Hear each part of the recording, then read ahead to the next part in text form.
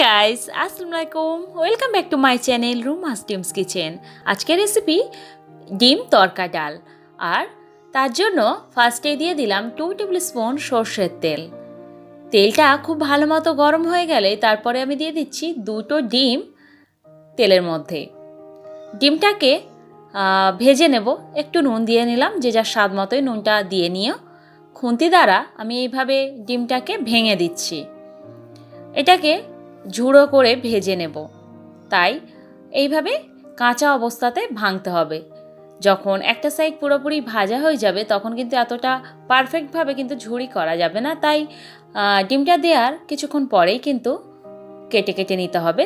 ডিমটা হালকা ভেজে আমি তুলে নিয়েছি। আবারও 2 টিস্পুন সর্ষের তেল একই কড়াইয়ের মধ্যে অ্যাড করে একটা মিডিয়াম সাইজের পেঁয়াজ আমি কুচিয়ে দিয়ে দিলাম। পেঁয়াজটাকে ভালোভাবে নাড়াচাড়া করে হালকা ব্রাউন কালার করে নেব। তাই লো টু মিডিয়াম ফ্লেমে রেখে কিন্তু ভেজে নিচ্ছি। একটু কালার হয়ে আসার পরেই কিন্তু দিয়ে দিচ্ছি একটা মিডিয়াম সাইজের টমেটো কুচো করে। সেটাকেও খুব ভালো মতো আমি নাড়াচাড়া করে কষিয়ে নেব। টমেটোটা কিছুটা নরম হয়ে যাওয়ার পরে আমি দিয়ে দিলাম নুন।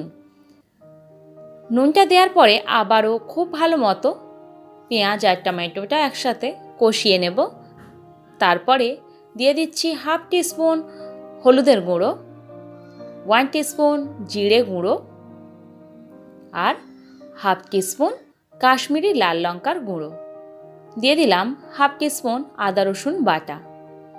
একত্রে এগুলো খুব ভালো মতো কষিয়ে নিতে হবে, অবশ্যই লো টু মিডিয়াম ফ্লেম রেখেই। এইভাবে কন্টিনিউ নাড়াচাড়া করে মশলাগুলোকে আমি কষিয়ে নিচ্ছি। প্রায় 5 মিনিট পরে আমি দিয়ে দিলাম একটা কাঁচা লঙ্কা। লঙ্কাটা যে যার স্বাদ মতোই কিন্তু বাড়িয়ে কমিয়ে দিতেই পারো। তোমরা চাইলে গুঁড়ো লঙ্কারও ব্যবহার করতে পারো। আমি শুধুমাত্র কাঁচা লঙ্কা দিয়েই কিন্তু রান্নাটা করব। মসুর ডাল 200 গ্রাম খুব ভালো মতো ধুয়ে আমি রেখেছিলাম, সেটাকেও কড়াইয়ের মধ্যে ঢেলে দিলাম। আর ডালটা দেওয়ার পরেও খুব ভালো মতো এটা কষাতে হবে, তাতে ডালটাও একটু ভাজা ভাজা হয়ে যাবে। প্রায় 3 মিনিট মতো এইভাবে আমি কিন্তু কষিয়ে নিলাম ডালটা। তারপরে আমি দিয়ে দিচ্ছি হালকা উষ্ণ গরম পানি। এটা আলাদাভাবে পানিটা গরম করেই তারপরে অ্যাড করছি, তাতে করে টেস্ট অনেক বেটার আসে। তাই অবশ্যই গরম পানি ইউজ করার চেষ্টা করো। ভালোভাবে নাড়াচাড়া করে আমি ঢাকা দিয়ে দিচ্ছি। প্রায় 7 মিনিট পরে খুলে নিচ্ছি আর আবারও একটু নাড়িয়ে দিচ্ছি। তারপরে আবারও ঢাকা দেব।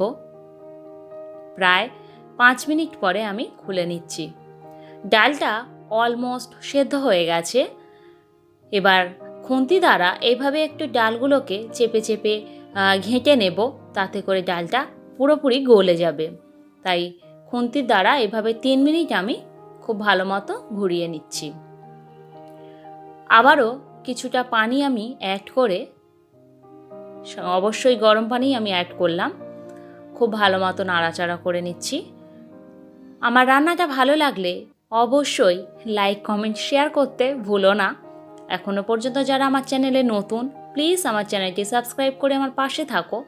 আর পাশে থাকা বেল বাটনটি অবশ্যই প্রেস করে দিও, তাতে করে আমার ভিডিও ছাড়ার সাথে সাথেই তোমাদের কাছে নোটিফিকেশান চলে যাবে। দুটো কাঁচা লঙ্কা আর ভেজে রাখা ডিমটাকেও এই পর্যায়ে এসে আমি দিয়ে দিলাম। খুব ভালো মতন মিক্স করে নিচ্ছি ডালের সাথে।